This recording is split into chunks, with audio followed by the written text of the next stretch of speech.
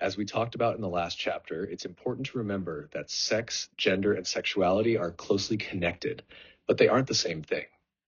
Sex is all about biology, chromosomes, hormones, reproductive organs, and physical traits. Gender, in contrast, is a social construct. It includes roles and expectations tied to being male, female, or something else in a given society. Now, sexuality is about how we experience and express ourselves as sexual beings, and like gender, sexuality is shaped by the society we live in. It's not just about biology or personal feelings, it's about what our culture says is acceptable, desirable, or taboo. To understand this better, sociologists John Gagnon and William Simon introduced the concept of sexual scripts. These are like social guidelines for how people are expected to behave sexually. They identified three types: cultural scripts, which are broad social norms spread through media and institutions; interpersonal scripts, which are how people apply those norms in social situations; and intrapsychic scripts, which are private, internal processes like fantasies or imagined interactions. These scripts help shape how we think about sexuality, and they can differ a lot depending on your gender, your age, and your culture. Throughout this chapter, we'll explore how these scripts influence sexual identities, relationships, education, and issues like sexual violence.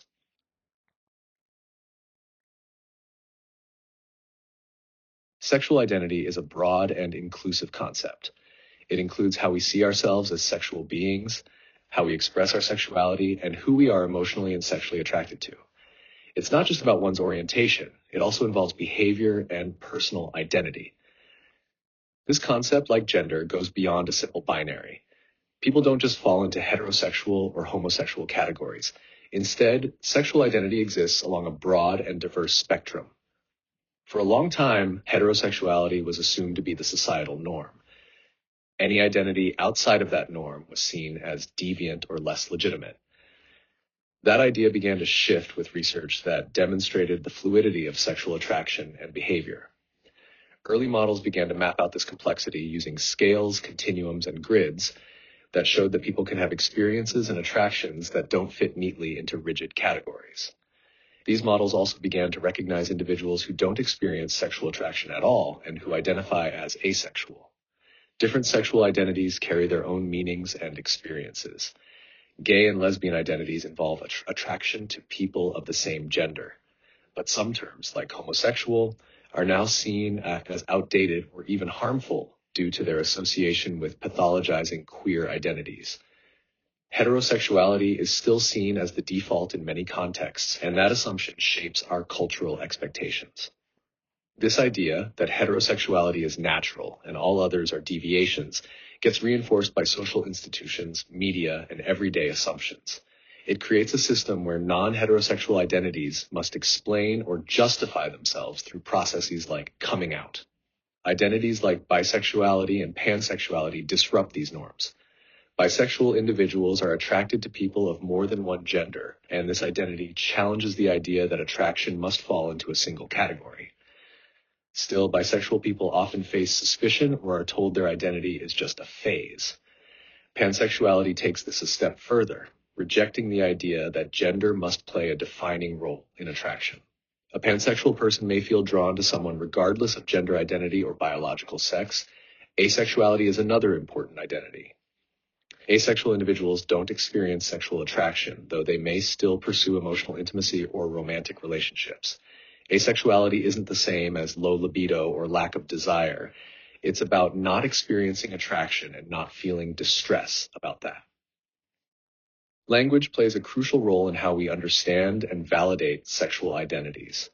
Over time, the terms we use have shifted to become more inclusive and reflective of real lived experiences. Acronyms like LGBTQ+ continue to grow to include more identities, but even these can feel restrictive. Broader terms like gender and sexual diversities are sometimes used to better capture the full range of experiences.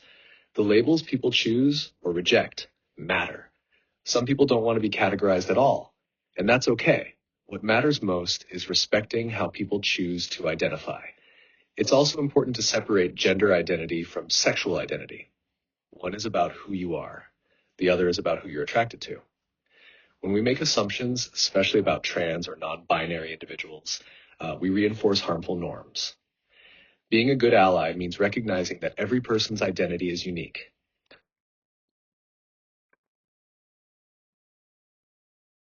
Intimate relationships, like sexual identities, are shaped by cultural norms.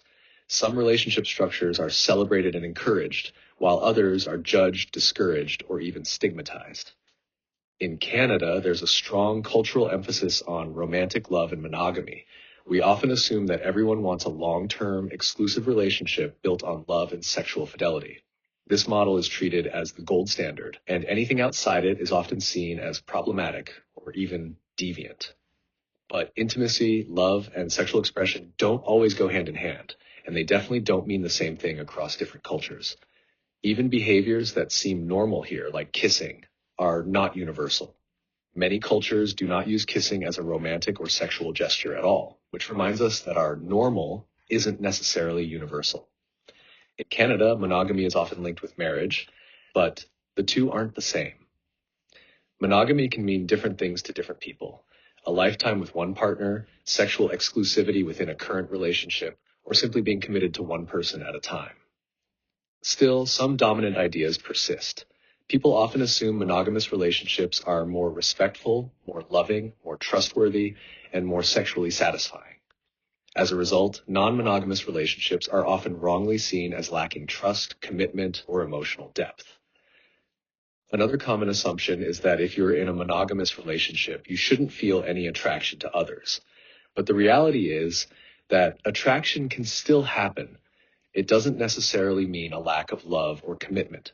Some couples acknowledge this openly and choose structures that work for them, like relationships that allow for attraction without acting on it. These have been referred to as monogamish, where emotional fidelity is preserved, but sexual exclusivity might be reimagined. There's also a growing conversation about the meaning and role of infidelity. Rather than viewing cheating as the ultimate betrayal, some suggest it can reveal deeper truths about what people want and expect in their relationships. These discussions challenge traditional views of commitment and suggest that our ideals around monogamy might not align with human nature or desires. This brings us to alternative relationship models like polyamory. Polyamory refers to being romantically or emotionally involved with more than one person at the same time. It's different from polygamy, which involves multiple marriages and is illegal in Canada. Polyamory is legal because it doesn't involve marrying more than one person. In polyamorous relationships, love is central, and honesty and communication are key. These relationships can involve various levels of commitment, and not all are sexual. Even though polyamorous unions aren't recognized by Canadian law, many resemble monogamous relationships in terms of love and long-term commitment. Polyamorous families are growing in number, especially in places like British Columbia and Ontario. But legally, they face challenges. Social benefits, legal protections, and family recognition still largely revolve around two-parent households. As these family structures become more visible, there may be pressure on family law to adapt, just as it has for other non-traditional family forms. Ultimately, the way we form relationships is deeply influenced by cultural expectations, but those expectations are shifting. As society opens up to more diverse expressions of intimacy, love, and commitment, it's clear that there's no single right way to be in a relationship. Technology has completely transformed the way we connect with others, especially when it comes to dating and forming intimate relationships. But there's debate about whether these changes are truly reshaping our relationships or if they're just amplifying the behaviors and expectations we've always had. On one side, the argument is that dating technology hasn't fundamentally changed what people want. It's just made it easier and faster to get it. Apps and social media speed up the dating process, allowing people to meet more quickly and with more convenience, which can sometimes feel like a race.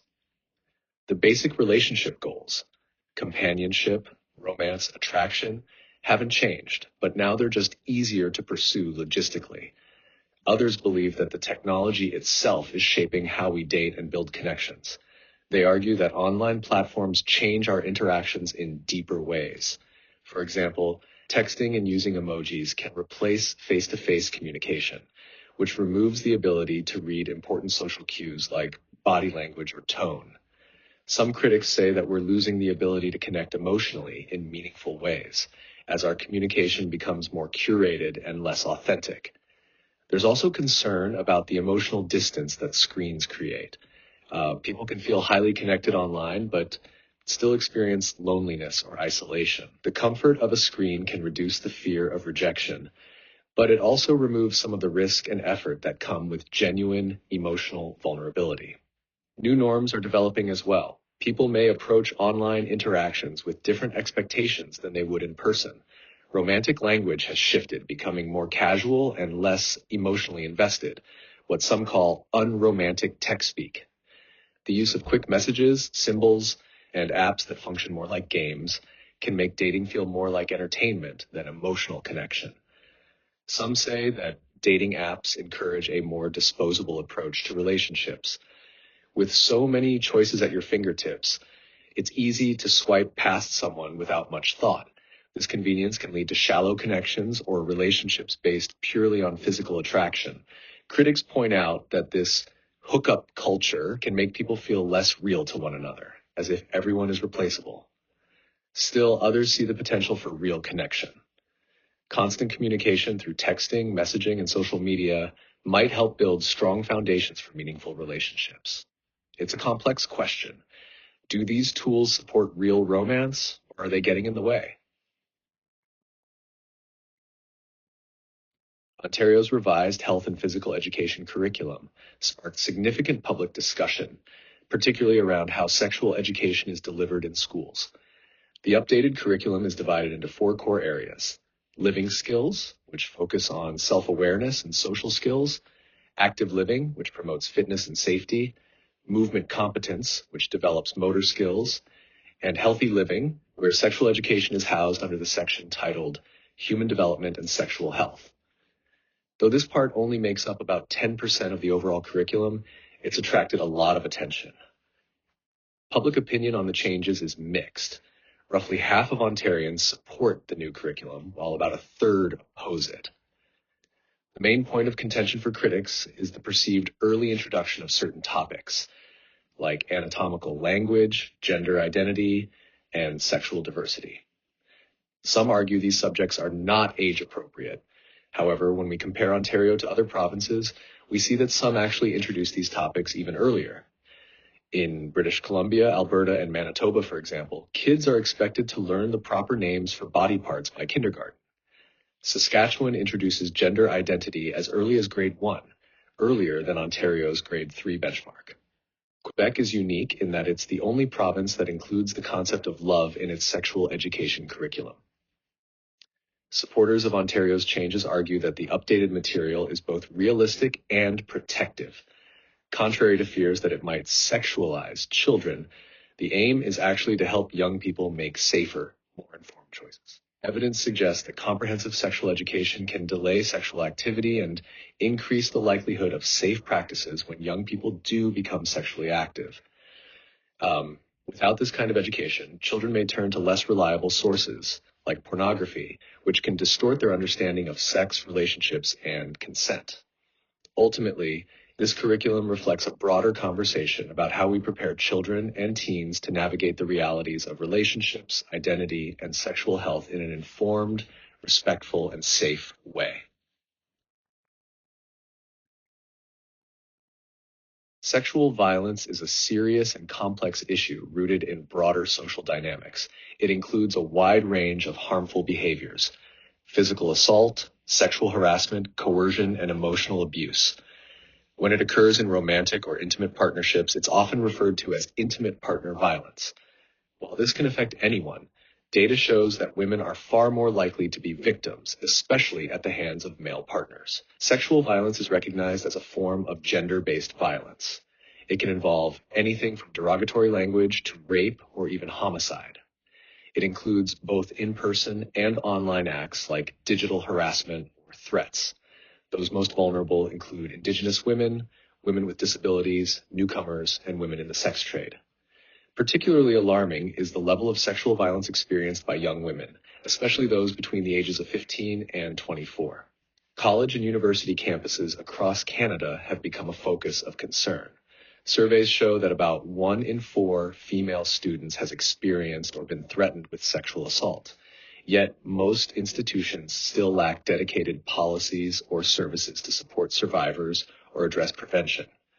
Some universities have begun to take action through harm reduction officers and consent education initiatives, but many are slow to adopt meaningful changes, possibly to avoid negative publicity. Sexual violence is not just a matter of individual behavior. It's tied to cultural values and media messages. Women are frequently sexualized in media, portrayed as always sexually available and judged by double standards. These messages influence how people respond to sexual violence. Too often, victims are blamed, judged for how they dress, how much they drank, or how they behaved, rather than focusing on the actions of the perpetrator. This cultural environment is known as rape culture. It's a system of beliefs and practices that minimize, excuse, or normalize sexual violence. It's visible in the way we joke about assault, how entertainment downplays its impact, or how institutions fail to educate about consent. Rape culture teaches people how to avoid being raped rather than addressing the root problem, why sexual violence happens in the first place. Changing this culture requires more than individual interventions. It takes education, open dialogue, clear policies, and institutional commitment. It also requires challenging deeply embedded forms of sexism, homophobia, and discrimination that often intersect with experiences of sexual violence. By confronting these root causes and prioritizing consent and respect, institutions and communities can begin to create safer, more accountable environments. The concept of intersectionality helps us examine how various aspects of identity, like gender and sexuality, interact in complex ways. One area where this is especially visible is in what's known as the sexual double standard. This refers to the idea that men and women are judged differently for the same sexual behaviors. In many cultures, men are expected to be more sexually assertive, to initiate sex, seek out opportunities, and even gain status from multiple partners. Women, on the other hand, are often criticized or shamed for doing the same things.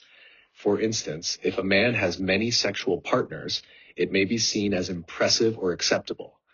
If a woman does, she may face negative labels or social judgment. Studies have shown that these attitudes can affect how people report their own sexual behaviors. Men may exaggerate, believing it boosts their image, while women may downplay their experiences due to fear of judgment. These patterns reinforce the idea that sexuality is not just a personal matter. It's shaped by gender expectations and social norms. There is ongoing debate about whether this double standard is still as strong as it once was. Some argue that we've made progress and that norms around sexuality are becoming more equal. Others suggest that the double standard still exists, but in more subtle forms. There's even emerging discussion around the possibility of a reverse double standard, where men might now face greater criticism for the same behaviors that women are beginning to express more freely. This topic raises important questions. Are women still judged more harshly for expressing sexual desire or engaging in casual sex?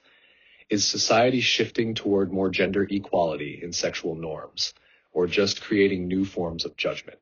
These questions help us explore how deeply gender roles are embedded in our attitudes toward sexuality and how they continue to shape our experiences and perceptions.